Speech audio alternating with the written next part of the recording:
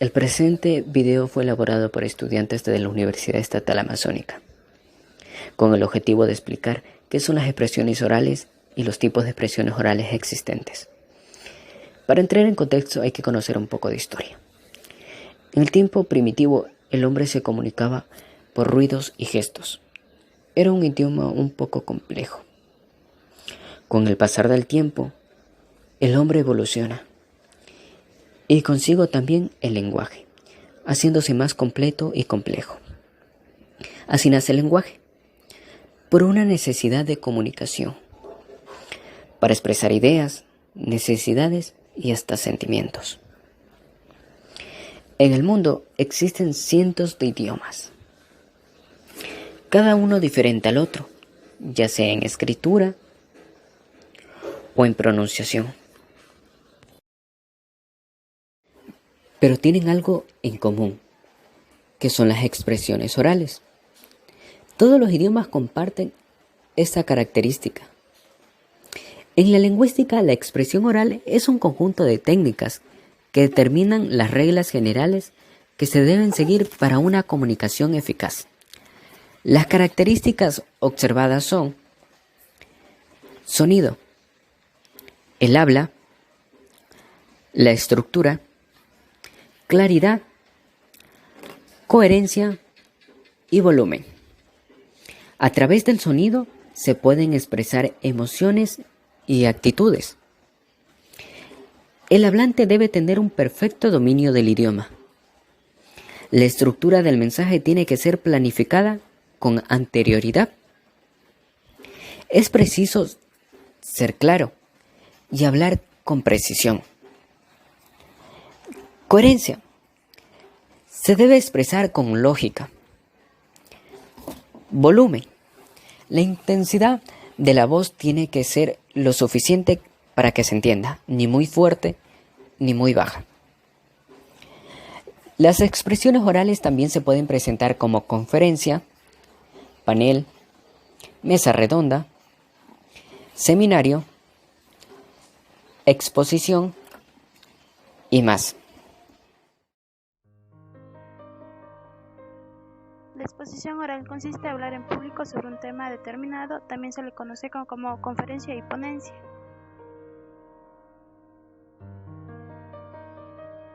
¿Para qué se utiliza? Se utiliza en ámbitos académicos como profesionales o testimoniales. Se divide en mesa redonda, panel de discusión, conferencia o lectura y debate. Material de apoyo: concreto, secundario y dinámico. El concreto contiene únicamente lo necesario, el secundario no debe competir con exposición, el dinámico debe de ser breve y ágil. Para una buena exposición debe de ser documentada, amena, organizada y acotada. El panel de discusión. Bueno, en mi punto de vista, el panel es una buena forma de discutir o analizar un tema en particular. También nos sirve para llegar a una conclusión de dicho tema. Características generales. Es una técnica de debate bilateral, ya que existe un intercambio de información en el que ambas partes la exponen y la escuchan.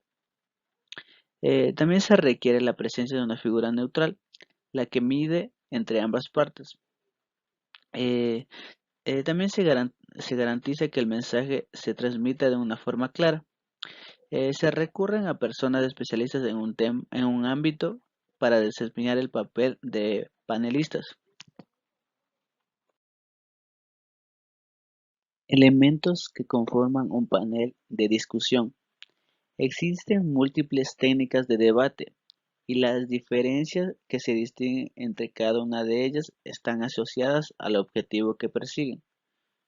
Panel de especialistas, constituido por aquellas personas consideradas expertas en un tema. Se consideran que el número de panelistas no debe exceder de 10. De hecho, el número que se considera ideal para que la estructuración sea funcional se reduce a 5. Ejecución del panel de discusión. En primer lugar, el moderador hace la apertura realizando una breve introducción del tema al tocar. 2. Posteriormente, los integrantes del panel de especialistas harán sus ponencias en un intervalo de tiempo previamente acordado. Una vez finalizadas las ponencias, el moderador realiza preguntas generales a los panelistas sobre el tema. 4.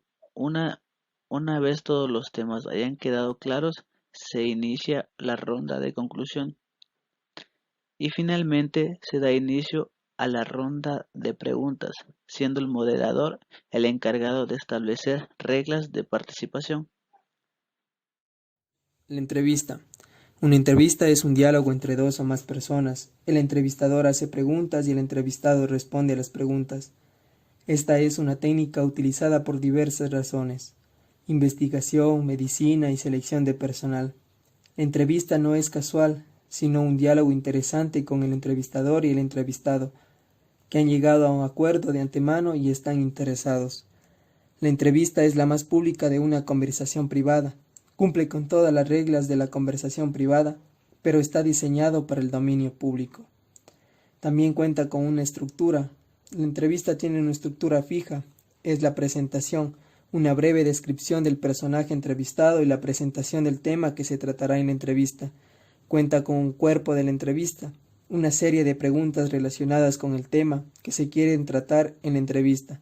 Las preguntas se suelen marcar tipográficamente en negrita, en cursiva, para distinguir las intervenciones de cada interlocutor. ¿Para qué sirve? Una entrevista sirve para obtener algún tipo de información específica mediante un proceso de participación y conversación entre dos o más personas. La entrevista es un instrumento que se ha popularizado y cuyo uso se ha visto masificado en distintos oficios y prácticas profesionales, debido a un carácter genuino y personal. Existen algunos tipos de entrevistas, en los cuales está el de opinión. Este tipo de entrevista es en el que se preocupa por los ideales, opiniones y comentarios personales del entrevistado. En esta se deberá destacar los puntos ideológicos del entrevistado. La periodística. Se aplica a una especialista a un tema específico. Normalmente se utiliza para formular o complementar una noticia o reportaje. Por eso se destacan puntos notables del tema del que se está hablando. Normalmente se complementa de una vigorosa investigación. La entrevista de cuestionario. En algunos medios se usa periódicamente con distintas personas. Abarca registros diferentes desde el humor hasta la seriedad. Entrevista de investigación o indagación. No aparece publicado con forma de entrevista. Se utiliza para obtener o contrastar información.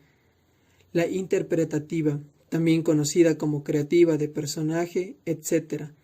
Se interesa por el personaje de una manera global. Interesa el valor estético del texto y del interés humano. La apreciativa está basada en la suposición de las organizaciones. Cambian en función de las preguntas en sus problemas y dificultades. Obtendrán más de lo mismo, pero aquellas que intenten descubrir qué es lo mejor que puede encontrar en sí mismas descubrirán cómo tener. Conferencia. Una conferencia es una reunión de personas en las que se trata de un tema específico, bien sea de interés social, religioso, político, corporativo, académica o de otro tipo. Generalmente está dirigida por una o varias personas con un alto grado de experiencia o conocimiento en el tema a debatir. La palabra conferencia tiene su origen en el latín medieval conferentia, que esto significa reunión, confrontación, debate, aunque suele asociarse a discusiones sobre asuntos públicos o con una gran cantidad de participantes. En realidad tiene que ver con la exposición de un tema ante más de dos personas. ¿Para qué sirve una conferencia? Una conferencia puede tener muchas utilidades. Puede servir como un punto de encuentro entre una marca y sus consumidores, como un evento en el que compartir conocimientos sobre un tema o varios relacionados con un sector, o incluso con una celebración pensada con fines didácticos para aprender sobre una materia.